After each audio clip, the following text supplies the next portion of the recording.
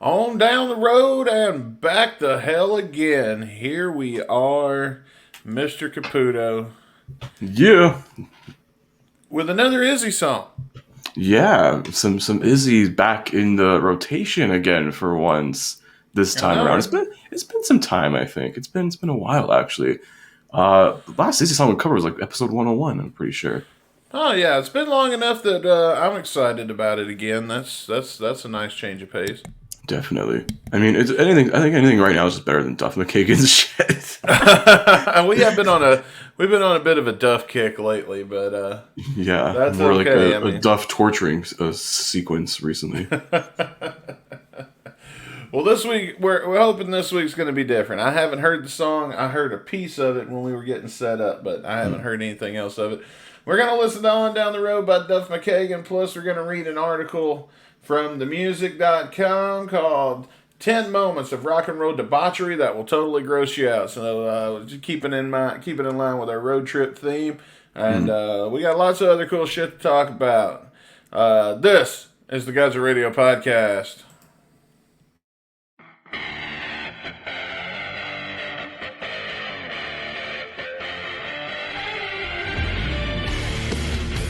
Ladies and gentlemen, welcome to the Guns in Radio podcast. And now, give it up for your hosts, Chris Caputo and Dustin Bonez.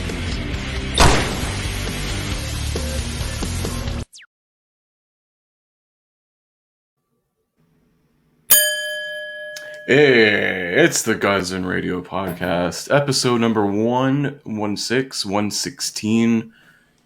What's going on, Dustin Bonez? Oh, not much, man. Recovering from this weekend. Still recovering at the time of this recording. So, if you listen to last week's episode of Band, which by the time we're recording this has yet to air, we taped that on Saturday. Today is Monday. And you can just hear...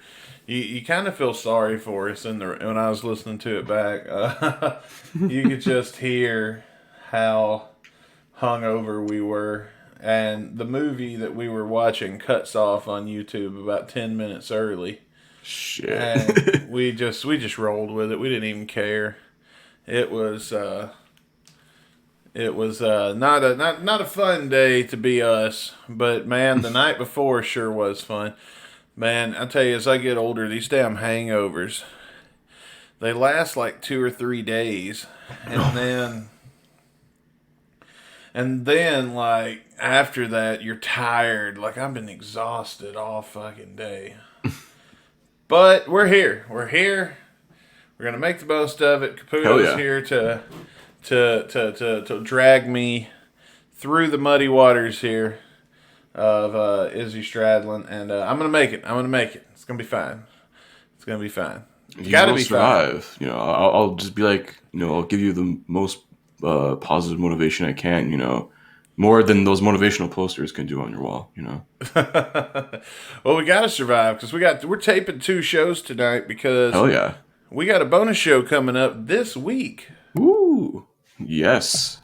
Speaking of that, because the thing is here, we put up a poll on our Twitter recently, so we hit that bonus show goal of 250 Twitter followers. And then also we hit another of the last of our announced bonus show goals, that 150 Facebook likes followers thing. And somehow, as always in our fucking polls, there always ends up being a tie somehow. So what we're going to do is we're going to pick those 2 songs that came into a tie. We're going to basically just do episodes on those 2. So we'll probably have it, this week, the week that it airs this episode? Yeah. Yeah. It's let's see. God damn, dude, got me doing math and shit. Yeah, so we're taping this a week in advance, and this will air August 30th. So Okay, the week August 30th. of August 30th on that Thursday, which would be, September 2nd? Yes, September 2nd. Yeah, so right before the Labor Day long weekend, you're going to get episode number 117. We'll be covering Crash Diet, which has a lot of history as well, not just within the Guns N' Roses universe itself, but also it was a song sold to other bands. There's other recordings of it as well from other bands that aren't Guns N' Roses, obviously. But yeah. Yeah. And then the week after, actually, let's do a 2 in a row. Fuck it. The week after, the Thursday after this one, after that, in a couple weeks' time, we're gonna be covering 14 years from Guns N' Roses. And that'll be September 9th. And Yeah. we'll spin the wheel at the end of this show. Are we spinning the wheel at the end of this one, or are we waiting until the end of the bonus show? I don't know. We could do either or. Let's wait till the bonus show. Give you a reason to listen. All right, that's for sure. Yeah. So you basically know what we're gonna cover on Thursday. So definitely tune into that one. It's another bonus show. A couple more bonus shows, before we hit that season 2 finale, to get some more of these songs out of the way. Yeah, and then season 2 is September. The finale is what, September 19th? Yeah, I think we'll probably hit around there. So yeah, man, we got the greatest moments of season 2 that I don't even have the fuck in front of me anymore right now, but yeah, we'll figure it out, folks. Yeah, you'll probably already hear the next moment in the cold, and before this already, or after somehow, in post. So we'll figure it out. Yeah. It's you guys, to be honest, man, I think we're lucky that we're here right now and not dead. We were supposed to record an hour ago and I fell asleep. So that's that's the And I've been momentum. stuck at work all day, so I mean it is what it is. But we're here. Look, we haven't missed a fucking week, have we? Not yet. Not yet. No way. So hopefully We've only missed extra, but fuck that, so. Yeah, we may skip that this week and do another collection. Those are always fun, right? You guys like the collections. You guys listen. Man. I was going to say, that reminds me, I got to make some more for when we do that. Yeah. Yeah, you guys listen to the collections about as much as you listen to Extra anyway, so. It is what it is. We put something on the feed. We get our money. We go about our lives. That's it, brother. And yeah, just so Anchor, if you're listening, the second you stop paying us for GN Extra, we're going to stop posting on that feed. Yeah, and those will be a lot. You'll probably only be able to find those on gunsnradio.com afterwards. Yeah. Yeah, there's a few of them I know that we picked out, we pulled and put on gunsnradio.com. Which ones, I don't know. Yeah, that is a mystery. Just like evolution is a mystery, full of dreams that no one sees, Oh, yeah. Yeah, as Lenny would say. Speaking of mysteries, one thing that's not a fucking mystery is some of the fucked up shit that happens when bands go on tour. And first off, I want to say, I am stealing an article from themusic.com.au. And I'm going to read what they picked as the top 10 moments, and we'll discuss each one and kind of see what we think about them. Moments of rock and roll debauchery that will gross you out. This is from 2015. So if you go check out this article, we may put a link in the description. We may not. I'll probably lose this article right after taping, so, Yeah. I'll send you the link. That's why it popped up here. Let's start out at number 10, one of Chris Caputo's favorite bands ever, Marilyn Manson. Well, I mean, after recent things, you kind of not really, but whatever. It's good music, but trying to, again, it goes back to that whole separating art from the artist thing, and it's just I don't know. My thing with Marilyn Manson is it seems like all rock stars when they get old they get fat. Oh, no, he just became an alcoholic and got fat, so. No, dude, this homie fat. He's fat like me. I went and saw Marilyn Manson. Me and Cece went right before 2019 came to a close. At Louder Than Life, we saw Marilyn Manson. And, he's still wearing the makeup and all of that shit that he wears on stage.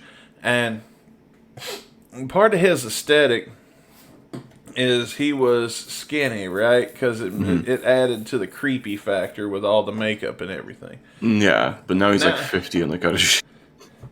Now that he's fat, it looks like when you go to a kid's birthday party and there's a drunk clown there, and the party clown shows up drunk and shit-faced. Yeah. He couldn't even get his makeup on straight. I don't know why, but right now I'm thinking Marilyn Manson would be a perfect act at like the Gathering of the Juggalos. Yeah, I wouldn't go to that either. No. Dude, I saw something like this weekend. The Gathering of the Juggalos happened this weekend, and fucking Chris Hansen was doing a TED Talk at Gathering of the Juggalos. Chris Hansen was doing a TED... What? How fucking weird is that? Anyone these days there, man. I mean, I guess they have to. But I guess, Gathering of the Juggalos, I mean, they should all know who Chris Hansen is. He's probably the thing that haunts their dreams. Yeah. Besides their parents. Well, I mean, most of their parents don't come down to the basement, so... Oh, that's true.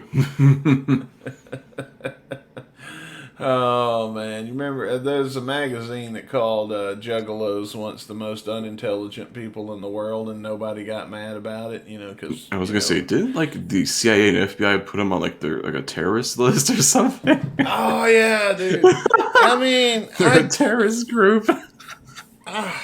Juggalos are not stupid, man. They're just a bunch of people that like a fucking band. Yeah. They're a terrorist group that, we're a fucking terrorist group. There's fucking more scary people in the GNR community. Yeah. I mean, they get a lot of shit, mostly because the band they like really fucking sucks. But, I mean, I guess if you've got to be feeling like you're a part of something, I just don't get it. The music is trash. Everybody looks like they're fucking on meth and shit. So they probably are. I mean, probably. We're gonna piss off a whole lot of juggalos today. It's okay. Whatever. Violent J and Shaggy Two Dope are probably on meth when they're fucking wrestling too. So I mean, probably, and they couldn't really do that very well either. Yeah, I mean, don't you remember the spot where Mike Awesome fucking power bombs him off the bus? It was Shaggy Two Dope, and he's like, no. This is the funniest shit I've ever read. 2000s WCW is fucking funny shit. It's sometimes horrible, but it's also funny shit sometimes. So Marilyn Manson, his incident happened in Michigan in 2002. And the article says the self-proclaimed god of fuck has never been shy, but perhaps he went too far during a 2002 show in Michigan when a G-string clad Manson jumped on top of a bouncer's shoulders and proceeded to, as was explained in court, gyrate his hips, thighs, and pubic area against the bouncer's head, neck, and or face. It's a gross way to get a cool dinner story, but the bouncer cashed in a nice civil settlement as well. Oh, damn right you're going to pay me. Yeah, but also, god of fuck, who's this guy think he is, Johnny Sins? Caputo and I, we've actually met once in real life, and this is why we still do our podcast online, because I came to Caputo's house, and this was how I was greeted at the door, and ever since I've had nightmares. So if that was the case, you wouldn't be talking to me anymore. This show would have ended after 75 episodes. Whoa, where's Chris? Whatcha! Like a ninja. And I was like, oh God, get off! Hey, damn it! Hey, oh God! God. No, it's like a spy. Get off my face! What are we stopping doing? Jesus, sounds like when they forced Vince Neil to eat a vegetable. Number 9, Keith Moon. Good old Keith, man. Michigan, 1967. The Who's Party. Michigan, man.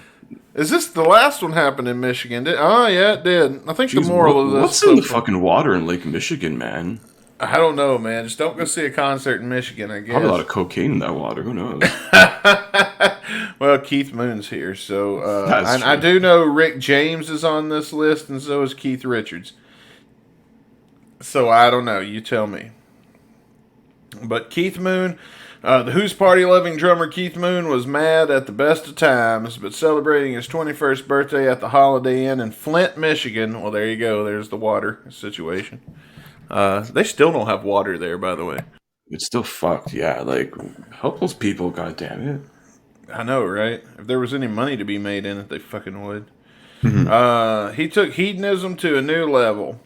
The post-gig party featured, apart from the obvious boatload of intoxicants, nudity, fire extinguishers, exploding toilets, cars and swimming pools, insane damage bills, armed police, jail, hotel bannings, and God knows what else. Damn, sounds like my kind of party. I was about to say, man, is this what you guys do at the cabin in the summer when you guys, when you and your homies hook up and hang out and shit? Not to this extent, no. There's just some damaging, and that's it. Y'all don't let him fool you. Chris Caputo's put a car in a pool once or twice. No, I don't do that Project X shit. That's, oh god. Number 8 is Motley Crue backstage, I guess sometime in the late 80s. And it says, have you ever wondered what the title of GNR's terrible covers album, The Spaghetti Incident, was supposed to be referring to? Hey, now come on. Yeah. Their chums Nikki Sixx and Tommy Lee from Motley Crue had brokered a classy wager about who could go the longest on the tour without having a shower, while still scoring groupies. And it all came to a head, and then they put in parentheses, sorry, when a groupie going down on Nikki Sixx vomited her pasta dinner onto his shoes and amongst other places. Wait, was it actually named after that? Because there's like so many stories of what they named the Spaghetti Incident after. I don't know, man. I heard one was about Steven Adler, what he fucking called like his stash of heroin spaghetti. Yeah. I don't know, man. You know what? I think if it's not, I definitely believe we could consider that a spaghetti incident. That is a spaghetti incident for sure. But it's not, the spaghetti incident. It's a spaghetti incident. How bad's your junk got a taste, man? That's embarrassing. God. Probably tastes like old man fucking shit. I don't know. Rick old James. Man mildew. God. Oh yeah. Old people smell. Oh God. You get a whiff of that when you walk through. They're like, oh. Ugh. Charlie Murphy, Rick James, and the Hollywood Hills, 1991. The King of Funk and his girlfriend were arrested and eventually convicted for holding a woman hostage for a week, forcing her to smoke crack and engage in sex acts, burning her with a cocaine pipe, pistol whipping her, and possibly, but not probably, whilst playing Super Freak at an inordinarily high volume. As Dave Chappelle would imply, cocaine is a hell of a drug. Yeah. Fucking unity. Rick James, bitch. Rick James, bitch. Charlie Murphy. What did the 5 fingers say to the face? Slap. That's a classic. Dude, I remember when that first aired. I was in high school. And, dude, that next day, every time, Chappelle's Show was a hit from episode 1. Oh, dude, it was such good shit, man, that show. And, dude, every fucking day, I think it came on like a Wednesday or a Tuesday or something. Mm-hmm. But, dude, the next day at school, whatever day it came on, everybody was quoting Chappelle's Show at school, which was a little uncomfortable after the first episode with Clayton Bigsby. Oh my God.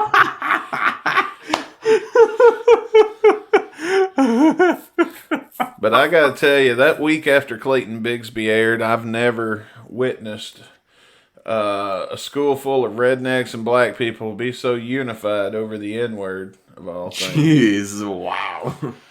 But man, there was, you know what? There was definitely some unity going on that week at school. And what else was the one? My favorite was Player Haters, Silky Johnston. Well, Player Haters Ball. Yeah. And as for you, Boss Hog, very insulting what you said about my coat. It's made from your mama's pubic hair, white and shitty.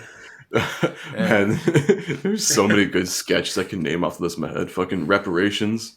The reparations Oh, yeah. 2000 whatever. Yeah, And the then, racial draft. racial draft. The one where it's like where the new Tupac song play.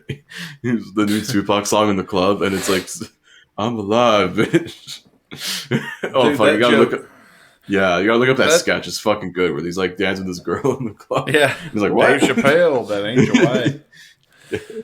That joke came up this weekend, man. We were riding somewhere, and one of my buddies goes, "I wrote this song a long time ago." Go.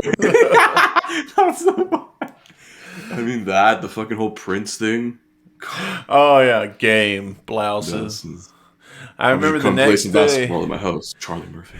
The next day at school, man, when the Rick James one aired, everybody was going around. I'm Rick James, bitch. Fuck your couch, Charlie Murphy. Fuck your couch. Buy another one, you rich motherfucker. Yeah. Mayhem is next. I've never really heard of this band, but okay. I heard of the WCW pay-per-view named Mayhem, but Yeah. It says a lot of bands pretend to be dark or satanic, but Norwegian black metal mainstays Mayhem, there we go, that's why I never heard of them, put their money where their mouths are. Long rumored to be involved in I guess the Church of Satan. the spade of church burnings. Spade. Yeah. So I'm here in the spade of church Okay, burnings, I which got plagued, to the S and I lost my place. Yeah. So I'll continue from here. Yeah, thank you. Long rumored to be involved in the spate of church burnings, which plagued Norway in the early 90s, when vocalist, and quote-unquote his name was Dead, committed suicide at the band house. The remaining band members made necklaces from bits of his skull. Your band is not hardcore. No, they're not hardcore. They're not fucking stupid. Oh, dude, there's one band, maybe it was this one, it was some kind of garbage music, where somebody in the band killed themselves, and they found him with a gun and with his head blown off. Oh, yeah. So they took a picture of it before they called the cops, and then they used the picture as their next album cover. Yeah, it was I remember hearing that in like a podcast randomly. It was probably one of those like Norwegian death metal bands. I don't get that shit. I like music you can sing along with and understand the lyrics and relate to it. Yeah. Like, I don't know. I've never been horny for the devil, I guess. Yeah. Or Jesus, I don't know. Hey, whatever floats your boat, kids. We'll start a Norwegian Christian metal called Horny for Jesus. Horny for Jesus, there you go. Sounds like a boy band. Sounds Dude, we'd write epic shit like Dragon Force, but it's all about praying to God. Iggy Pop and David Bowie, Los Angeles, 1975. And it says, a friend in need is a friend indeed. And you know what? I don't even know what this fucking word is. Yeah. Aesop, maybe. Maybe said that, or was it placebo? Or was it placebo? Yeah. All these big words in a fucking rock and roll article. Come on, guys. You know Blame the audience. Australians. Come on. Anyway, when the crazy old Iggy Pop was having a bad trot in the mid-70s, he was checked into a psychiatric hospital with his friend and mentor David Bowie, who did what any self-respecting buddy would do. He grabbed an even crazier friend and loaded up on drugs and smuggled them into the facility so that Ixter wouldn't have to face sobriety in such an unbecoming location. That's fucking nuts. Holy shit. I don't know, man. Having a drug trade in rehab might be a good idea. You ever see, it makes me think of that episode of South Park where Cartman goes to fat camp. Yeah. And then he starts dealing candy on the side to the fat kids. Let's see. Freddie Mercury. Their killer performance at Live Aid really boosted Queen's profile all over the world, and the money started flowing in. Well, I mean, I think they were pretty well set before then, but okay. So when hedonist extraordinaire Freddie Mercury turned 39 that September, he organized the most lavish party in rock and roll history, complete with trolls, ogres, I almost said orgies. There were orgies for sure. Come on, this is Freddie Mercury talking about. Transsexuals and his trademark dwarves with trays of cocaine strapped to their head. Yeah, dude. Freddie Mercury is fucking nuts. That dude literally would fuck anything with a pulse.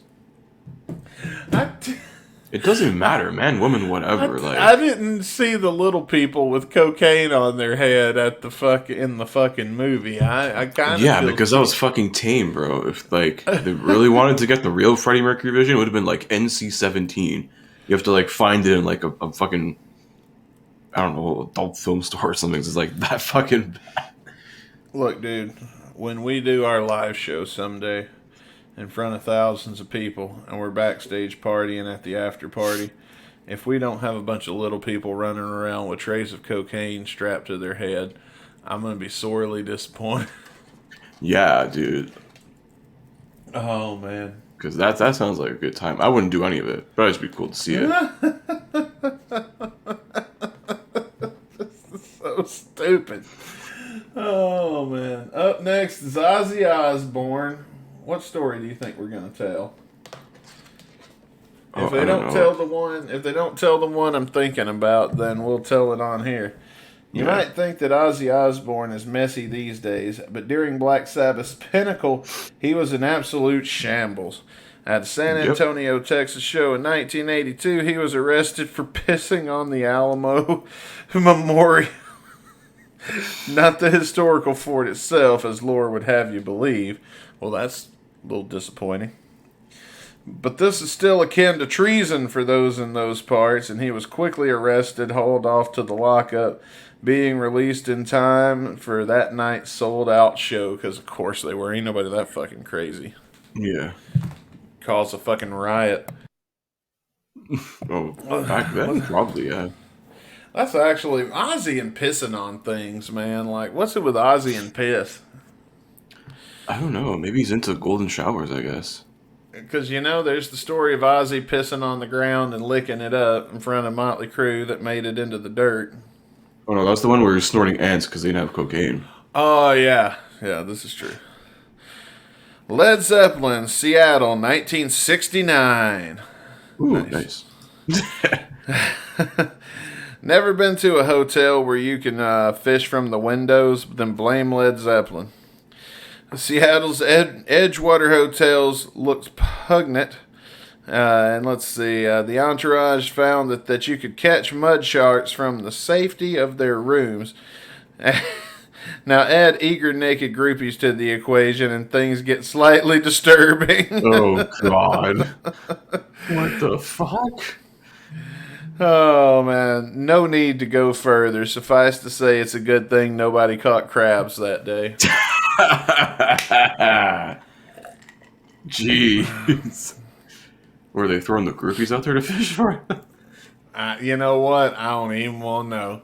It's like the lobster story from the internet back in the day. Do you remember that? I don't recall, no. I'm not going to tell it on here. It's gross. But you guys look it up if you want, to really get grossed out. And I'll tell you later. We'll talk about it off here. Number 1. The immortal Keith Richards. Yeah. It says London. London, date unknown. Literally the immortal. Take that, Hulk Hogan, you fucking cocksucker. So where it says London, the date unknown, how far back does London go? It was around in the 1700s. So, yeah. Aside from the fact that, you know what I'm going to tell myself?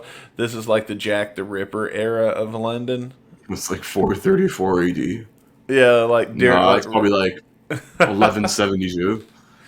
I like the Jack the Ripper era because I can see Keith Richards walking around in a top hat while people are dumping shit and piss out the windows. And, of course, he's old as fuck. Back then. Aside from the fact that he will most likely live forever, Stone's Axeman Keith Richards has certainly lived an interesting life full of wild adventures. He did get into an agitated He did get agitated when it was reported that in the press that he'd mixed up his father's ashes with cocaine and snorted them. And he went on record to set things straight. He had indeed snorted his dad's mortal remains, as one does, but there were no drugs involved. Jesus Christ. Jesus God. I love that he made that correction. What a fucking guy, man. There wasn't now your dad's part isn't literally inside of you now, I guess. I know, right? I mean, you gotta That's how look you at like the become one with someone. Screw being blood brothers. Snort their fucking remains. yeah. Didn't somebody smoke Tupac's ashes in a blunt?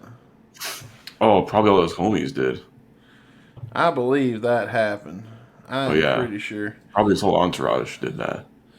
Yeah. I'm trying to see if we can get. I'm trying to find out more about this incident myself, because there's got to be more to this story. Snorting somebody's ashes, man. Come on. You know what I mean? Hey, when you're that addicted to something, you'll fucking try and simulate it any way possible. Oh man, snorted his. But see, I love the fact that he corrected them. You know what I mean? Because there's no drugs. I did snort them. Just snort Poppy away, but no drugs were involved. He's like, oh no, I did the shit. He's like, oh no, I did that shit. No, that shit happened. There was no cocaine involved, unfortunately. Oh man. Well, hang on. Here we go. Let's see if we can get. Oh shit. Let's see if we can get Keith Richards on and ask him for a comment on the situation. Oh wow. Is he? Oh, he's here. All right. Wow, this is unexpected. Expect this. Keith Richards, welcome to Guns and Radio. Okay, is he there? And it wasn't any cocaine involved, but okay. there was a little smack, maybe. I don't remember. So he came up and then everything and then we choppy on the tray and I went. Okay. Hang on 1 second. Did someone knock at your door? What the fuck's going on? Oh, never mind. I just came just back in the house, baby. Yeah, stored my daddy's asses and I'm glad. See, I'm glad. Woo! Is Vince Neil there with you?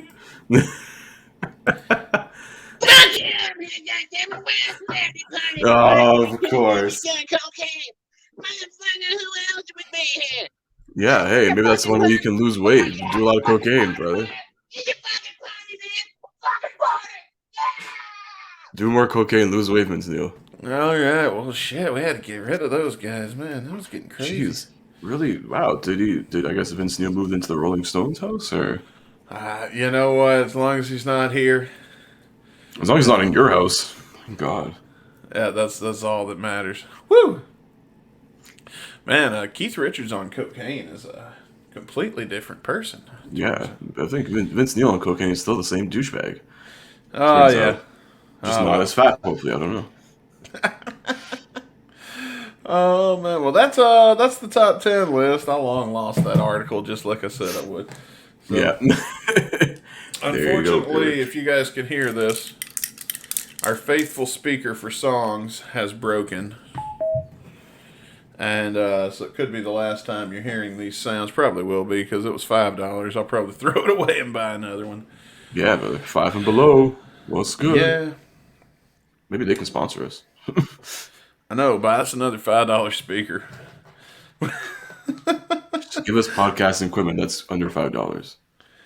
Yeah, they are. We got the headphones. Yeah, man.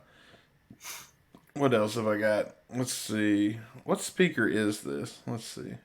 It's like This almost my like random Ion Bluetooth speakers. I don't know. I remember there was a time when I tried using what was it called? Sound speaker. Mix board. Motherfuck shit. Oh yeah, when we were experimenting with that when we were recording on Skype many Yeah, and it sounded like moons ago, it shit. feels like. Yeah, and we've moved on down the road since then. So let's move on down the road and check out our song of the day.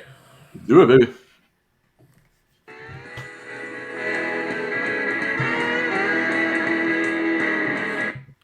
Well, we're off to a very country start. Yeah, it's a very silent start right there.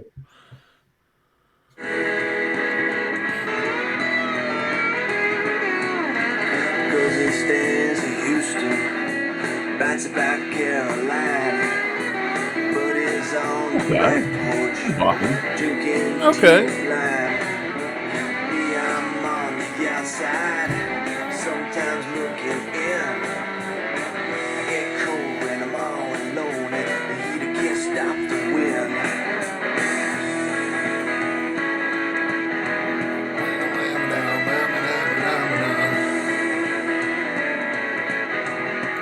This is funky. It's not bad. It's enjoyable. Yeah, you got the lyrics pulled up? I do. So let's get this first verse out of the way here. Cousin stands in Houston, writes about Caroline. Buddies on the back porch drinking tea with lime. Me, I'm on the outside, sometimes looking in. I get cold when I'm all alone, and the heater can't stop the wind. Huh. Well, damn. So it is kind of a countryish song. A little bit, yeah. I think just from the vibe we're getting from, instrumentally wise, even I guess lyrically wise too. Sounds Yeah, like, I'm getting- probably like some older country, not like, today's country where it's like beer and, my pickup truck and hot chicks. Okay, and, it's always been like that. Come on. There's a tear in my beer. Come on. I mean, now it's just more pop. It's just literally, country music is literally hip hop for white people. I'll even admit it. Sometimes I'll listen to some country, some decent shit. But I'll even admit it. It's literally hip hop for white people now. It's hip hop for like racist people. That's it. There you go. Which is some white people, not all of them. Some, but some. Oh, man, I saw a car with a rebel flag. Or not a car, Oh obviously. God, it's really the It was a Confederate truck. flag, which is basically the flag of losers. It was a truck with a Confederate flag and a homophobic bumper sticker. Oh God. And what else was it? A Trump 2020 sticker. And Jesus then they were God. jamming Even out worse. to hip hop. And I'm like, damn, dudes, come on now. Like, really? Yeah, like How those you things gonna don't be mix racist? together. How you gonna be racist and listen to fucking hip hop? I don't get it. Yeah. Okay. That's what are you trying to like appropriate someone else's culture? You piece of shit. I just hate people like that. I don't like those black people, but I like their music. Shut the fuck up, idiot. Yeah, probably. That's probably Clap you exactly. sideways in 1964. Well, dude, even in the 60s when black people were making rock and roll like Little Richard and they were still getting treated like shit, all the white people Oh, yeah. listened to that. Well, there's still segregation then in the 60s. It's fucked up. Yeah, did they do that in Canada? Not that I know of. I don't know. I don't know what crazy civil rights movement shit was here. There probably was some stuff, but I mean, then again, there was the Underground Railroad, so we did, take them in during that time of slavery. I think Well, Canada's that's pretty cool most of the time. We'll just, help people out, We're there. Yeah, usually When you Canada need don't. a helping hand. Like a good neighbor, Canada's up there. Yeah. Trump gets reelected again, run on up to Canada. Yeah. Hey, no problem. We need more people, but we got to spread the fuck out, okay? Stop living in Toronto. Stop living in Ontario, please. There's like 15 million people in this province. Move It's elsewhere. like all it is like you got Vancouver, you got Toronto, and then ice deserts. Like, Yeah. Well, I mean, we have Quebec, I guess. and Which, and Quebec's Quebec. a mixed bag. Montreal's okay. The rest of Quebec can go fuck itself. and then it's Antarctica. It's Yeah, basically- pretty much. Then we have fucking, none of it. You guys have meese? Yeah. I never saw a moose in real life. Oh, I did see I did watch a documentary. Speaking of Canada, we're getting way off topic here, but I watched a documentary. I think it was in Canada or it was in Alaska about a neighborhood moose named Buzzwinkle. Have you heard this? No, I've never heard this. So he was a moose that was basically the town drunk. And he would get into fermented fruit. Like there was some kind of apples that a lot of people kept, and then if you didn't get them after a certain time and you left them behind or they fell on the ground or whatever, they would ferment. And he had a nose for finding these fermented fruits. And it all started where he wandered into a bar and he was drunk, and they called a wildlife guy up because he says that you get calls in the interview with him I was listening to. He's like, you get calls all the time, but there's a moose asleep in my front of my door and I'm stuck in my house, and you're like, look, it's part of living here. Just wait till he's gonna have to wake up. It's like I don't even go out. But this moose had enough people getting calls about him, and so he got there and he was friendly. He was just kind of dazed off in a trance, so he kind of directed traffic around him. And this guy became his drunk buddy. So you got that one buddy that's always drunk, and then he's got his best friend with him that's always taking care of him while he's drunk. That was this ranger and the moose. So the moose ended up becoming a town mascot. Everybody loved him, but you'd see him walk around town, and he was smart enough to use a crosswalk. He would stand at the crosswalk and wait on the light to change, and before he would cross, he'd learn that. Yeah. And he was always fucked up, though. That was another thing, is that this moose was always drunk, and he eventually got old and had to be put down. But yeah, man, that's it's a sad story, but I recommend Google Buzzwinkle the moose and listen to I think it was the podcast is called This American Life, where they talk about it. I recommend that. It's a funny story. Brother Kev's an ending. Brother Joe is too. Me, I'm undecided where I'm gonna go. I guess I should be happy about all that I've been through. I call Roy, but the line's engaged. Try calling Joe. I guess I can't complain. So good so far now. How about you? I kind of want to remix this with Boot Scootin' Boogie. That wouldn't be a bad one. That'd be decent. I'm down for that. I'd give it a listen. Oh, man. On down the road again. On down the road. On down the road again. On down the road. On down the road again. On down the road. And I'm not looking back,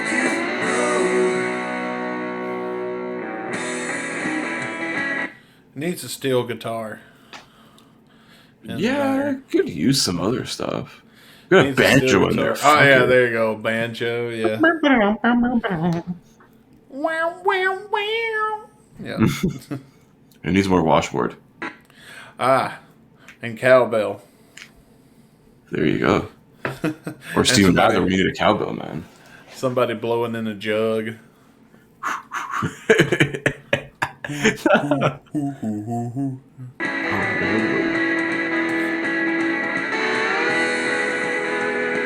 I mean, if we're gonna go country, we might as well go balls to the wall.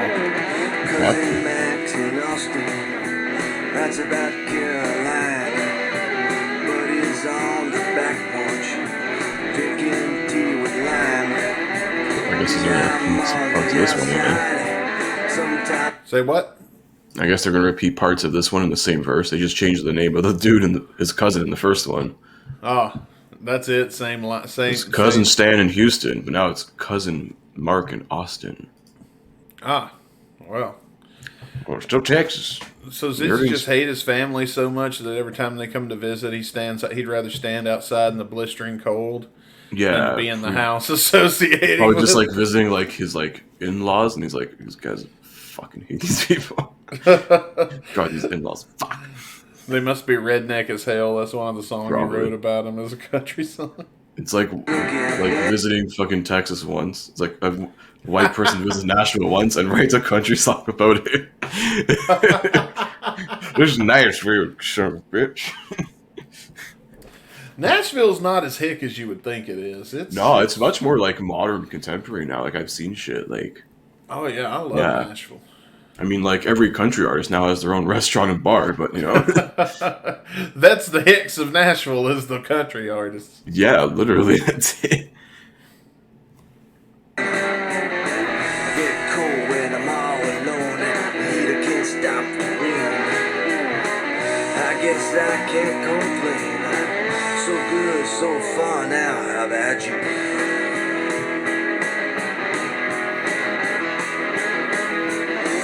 On down the road again.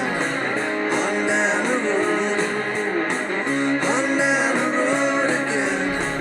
On down the road. On down the road again. On down the road. And I'm not looking back, you know. We're cutting a rug to some of this country music here. I was gonna say you gotta grab a girl and do some line dancing. Was it square dancing? They just did? Square Both? dancing, yeah. Square dancing. There you go. Grab a woman, grab her fast, look at your hand, put your hand up her dress and squeeze her ass down. And I'm not looking back no more. And I'm not looking back, you know. And I'm not looking back no more. He ain't looking back. He isn't. I mean, he visited all his cousins and he said, "Fuck this," and beat me. Write a song about it. I'm like fucking shitty. Izzy seems On Down the Road by Izzy Stradlin. That's the song. Izzy does seem like the kind of guy that would go to a family reunion and end up sneaking out about halfway through and never being seen again for another 5 or 6 years. Yeah, he's like, yeah, I'm just gonna go to the convenience store and grab a cigarette. But he's Dad went out for cigarettes. oh, Izzy went out for cigarettes. We'll see in the next decade. Sorry, I've got some sinus problems going on. Getting a little teared up from all that country music. Yeah, goddamn. Well, let's do ratings. You want to go first? You want me to go first? I always let you choose. I'll go first. It's all right. I don't know. I feel it's not like bottom of the barrel Izzy Stradlin, like where he's just singing about "Go get the ball, y'all" times 14. Like there's actually there's like slight substance to it. It's not a terrible song instrumentally wise. It's definitely something different than what we usually hear from Izzy, because his stuff is very much like Rolling Stones influence, very like straight up like 4/4, just like straight rock and roll. But this like takes a little it feels like southern rock, kind of a little more country to it. Yeah, I can see Like that. you can get it's like country mixed with a lot of elements of like southern rock bands like your Skin Nerds, your Alabamas, ZZ Top. I guess would you Right. consider America like southern rock, like America the band? I don't know that band. I've never really I don't know. listened to them. They had a few alright songs, but yeah, there's like that like type of like southern, more rock that comes more from the southern states. Like it's alright. I may listen to this again. Probably, maybe not. I don't know. But like, it's somewhere in the middle for me. I'll probably give it a 2.5 out of 5. I'm about in the same boat. I don't hate it. Probably won't go out of my way to listen to it again. Mm-hmm. But I I don't ever see me being in a mood to throw on Down the Road by Izzy Stradlin. So I think I think you and me are right on par. I was going to say 2.5. Put it right down the middle. It's not terrible. It's a good listen. If you like this kind of music, I mean, it's there. It's right up your alley. I mean, I give him that. I mean, it's something different. It's not the same shit you're used to typically hearing from Izzy. So I mean, at least there's that. At least he's got a little variety here with this kind of music. So. Yeah, there's something at least. I mean, we'll probably discover more later on, but he does do some reggae, which is like really fucking weird. Yeah. I think those are instrumentals though, so I don't know. I don't know. I don't remember. Well, we don't cover instrumentals on this show. I know one of them I think was an instrumental. He randomly did reggae, a couple of reggae inspired tunes. I was like, what? This is like Dreadlocks Izzy again? That era. Well, guys, we're going to probably find out more later on, but this is the part of the show where normally we would spin the wheel and tell you what we're going to be listening to next week. Mm-hmm. However, we're going to put that off until Thursday. Because Thursday is our bonus show. Tell us what we're going to be listening to this Thursday on episode 117 of Guns and Radio. Whoop whoop, bonus show. So as we mentioned in the top of the show here, so we have 2 bonus shows coming up. The first one this week, we're going to be covering Crash Diet, originally a Guns N' Roses demo, never ever ended up releasing, but there's actually 2 other bands that made their own versions of the same song, and there's a whole story, a little bit of a history behind that song too. So definitely tune in Thursday. We're gonna be we'll probably reviewing the Guns N' Roses version of Crash Diet, but also delving into the history of the other officially released versions from other bands of that same song that made it out. So that's right. And as always, be sure to head over to gunsandradio.com where you can get tons of exclusive content that you can't get anywhere else, including video versions and much, much more. And you don't even have to wait or anything to hear the episodes, because as soon as we're done taping, the episodes go up on gunsandраdio.com for your listening pleasure. Yeah. Until Thursday, I'm Dustin Bonez. And I'm Chris Caputo. We'll see you this Thursday, the first of 2 bonus shows coming up.